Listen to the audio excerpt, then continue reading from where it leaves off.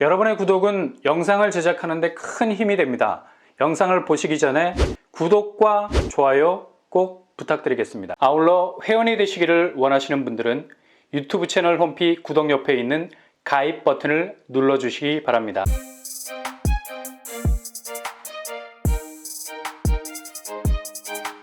안녕하세요. 뻔뻔한 한복독방입니다. 벌써부터 서울 집값 하락세가 심상치 않은 모습을 보이고 있습니다.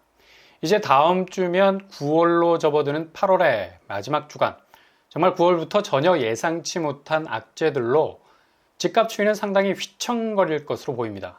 전조현상이라고 있죠. 지진이 일어나기 전에 보이는 정말 역행하는 자연적인 섭리들. 부동산도 마찬가지입니다. 지금 어느 하나 녹색불을 켜고 건너갈 수 있는 신호는 거의 전무하다고 말할 수밖에 없어요. 이렇게 집값 하락을 뛰어넘는 폭락 전조현상이 스멀스멀 기어나오고 있는 상황입니다. 먼저 가장 우리 피부에 와닿는 미국 중앙은행의 금리 기조는 파월, 연준 의장이 잭슨 홀 연설에서 고스란히 금리 인하에 대한 기대에 대해서 완전히 뼈까지 발라버릴 정도로 일체의 모든 기대감을 걷어냈죠. 연말로 갈수록 금리 수준은 더욱 높은 수준으로 이어질 것으로 보이고요.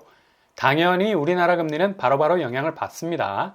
지금 은행 예금 금리가 올라가서 좋아들 하지만 이거 양날의 칼이거든요. 은행 예금 금리 상승은 곧바로 대출 금리를 밀어올리는 기폭제가 되죠. 은행 조달 비용이 늘어나기 때문에 자연 코픽스 금리가 오를 수밖에 없게 되고요. 당연히 코픽스가 오르게 되면 은행 변동 금리는 바짝 긴장하게 되고 바로바로 금리 상승으로 전환이 되는 겁니다.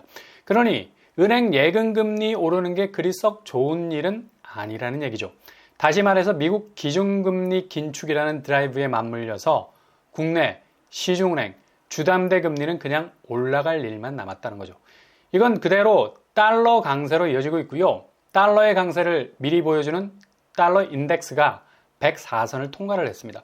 당연히 긴축기조 겨울왕국이 여전히 이어지고 있기 때문에 달러는 킹달러로 갈 수밖에 없는 거고요. 근데 우리나라는 이런 달러 기조와는 정반대로 갈 수밖에 없는 거고요. 가계부채라는 폭탄을 잔뜩 싣고 있어서 금리 인상 꿈도 못 꾸죠. 그냥 매관이 될 수 있거든요. 그래서 금리 동결 기조로 가고 있는데 이런 식으로 금리 격차가 벌어지면 당연히 원하는 약세로 돌아설 수밖에 없고 달러는 엄청난 기세를 몰아붙여서 고점을 넘보고 있기 때문에 벌어지는 금리 격차는 상당한 위협이 될 수밖에 없습니다.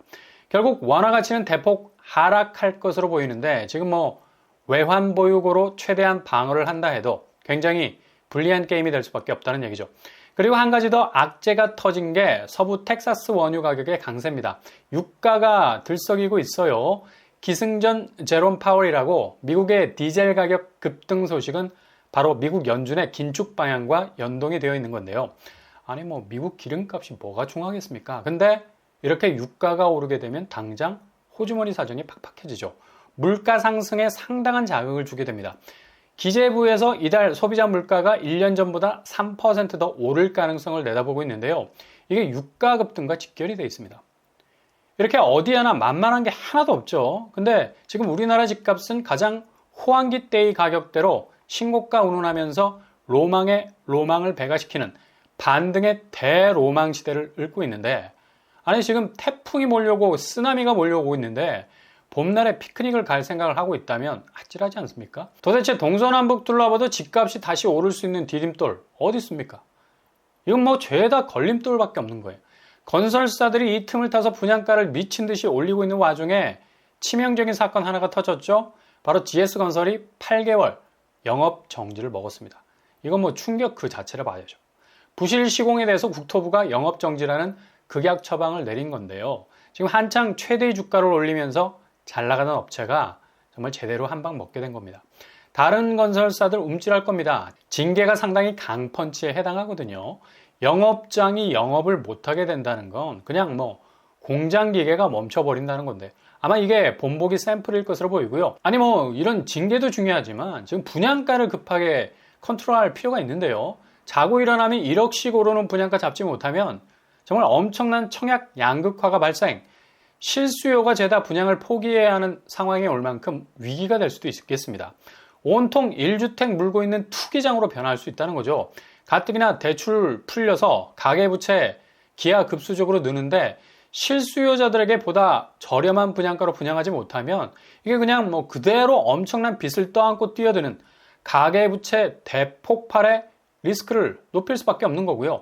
아예 분양받는 거 포기하게 되면 이제 뭐 그냥 투자 목적이 아닌 투기 목적으로 실탄 쏘아가면서 올라가는 분양가 붙잡고 집값 분양가보다 더 받아내야 하니까 미친 듯이 집값 띄우기 시전을 하게 될 겁니다. 이렇게 되면 그냥 뭐 청약 자체가 투기판이 되는 거죠. 그러니 분양가 수위를 낮춰야 된다는 얘기입니다.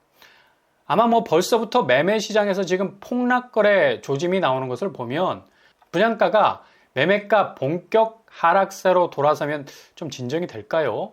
매매 가격보다 분양가가 월등하게 높아버리면 이게 먹을 것이 없어진다는 판단하에 분양시장이 주춤할 수도 있겠는데 지금 실수요 위주의 청약시장이 변질이 되어버리면 이런 거 뭐 아랑곳 없이 무조건 신축 분양 아파트 잡으려 들 겁니다. 그냥 아사리판이 될 수도 있어요. 당장 서울 집값에서 폭락에 가까운 거래가 나오고 있는데요. 송파, 오금동, 상하 2차 10억 아래로 내려갔습니다. 고점 14억 대비 30평대 8억으로 떨어졌고요. 마포 쪽 상암 월드컵 파크 3단지 30평대 고점 13억 대비 여기도 10억 아래로 떨어졌습니다. 9억 7천 선에 거래가 됐어요. 같은 마포구 염리 삼성 레미안 40평대 고점 18억 대비 4억 정도의 낙폭 기록하고 있네요. 동작구로 가보면 보람의 이편할 세상 30평대 여기도 뭐 10억 아래로 떨어지고 있죠. 고점 13억 대비 8억의 거래가 나왔습니다. 5억 이상의 낙폭 보이고 있네요. 강서구 등촌 아이파크 50평대 중대형 평수죠. 고점 15억 대비 10억 아래로 하락 9억 7천 선에서 거래가 됐습니다. 서울도 이렇게 10억 아래로 내려간 곳들이 점점 늘어나고 있는 추세입니다. 강북구 최근 뭐 오름세라고 하는데 전혀 그렇지 않죠. 두산 위브 트레지움 고점 10억 대비 6억대 거래도 나왔어요. 확실히 약세 현상 보이고 있습니다. 도봉구 북한산 아이파크 30평대 여기도 고점 12억 대비 8억대 거래가 나왔네요.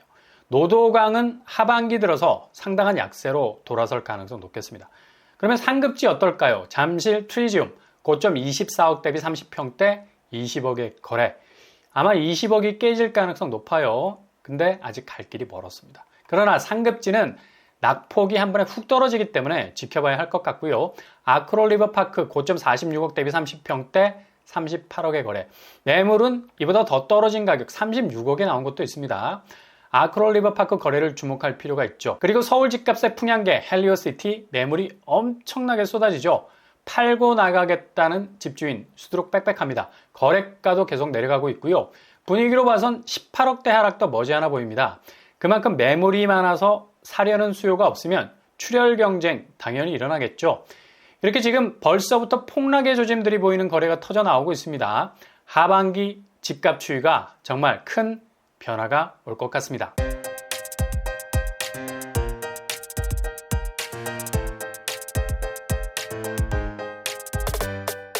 오늘의 부동산 캐릭터처 하반기 집값 추이는 너무 명확한 예상 궤적 가지고 있습니다. 놀이공원의 궤도와 비슷해 보이죠? 딱 정해진 경로가 뚜렷해 보이는 편인데요. 이 어려운 상황 속에서 본인의 자산, 손실을 입으면 안 되겠죠. 주변 상황 잘 체크하셔서 위기의 파도 잘 넘어가실 수 있길 바랍니다. 오늘도 응원합니다. 여러분의 길이 꽃길만 되실 수 있길 바랍니다. 이상으로 뻔뻔한 복덕방을 마치겠습니다. 구독과 좋아요 부탁드립니다. 감사합니다.